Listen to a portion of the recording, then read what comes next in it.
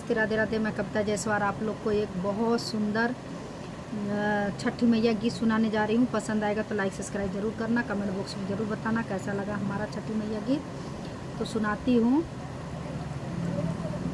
के हो लइहा बासे का दाउरावा, के हो गैया के दूध, के हो गैया के दूध, के हो लइहा पनामा सो परिया, भैना यार गे कजून, भैना यार गे कजून।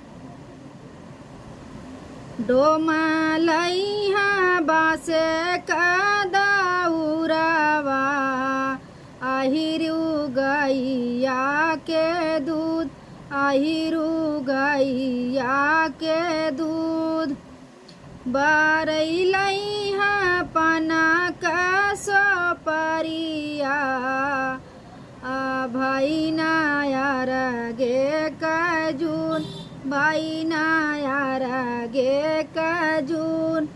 बरई लइहा पनामा सो परिया, भैना यार गे कजून, भैना यार गे कजून। के हो लइहा फला फला हरवा, के हो नेबुआ और ऊख, के हो नेबुआ और ऊख। के हो लइहा फला फला हरवा, के हो नेबुआ और ऊख, के हो नेबुआ और ऊख।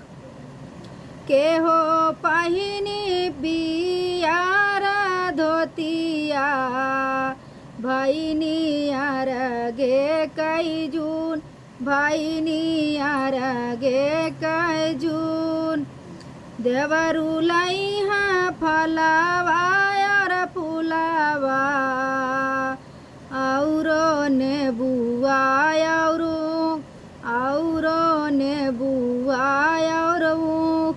पिया पहिनी पियारा धोतिया, भैना यार गे कजून, भैना यार गे कजून।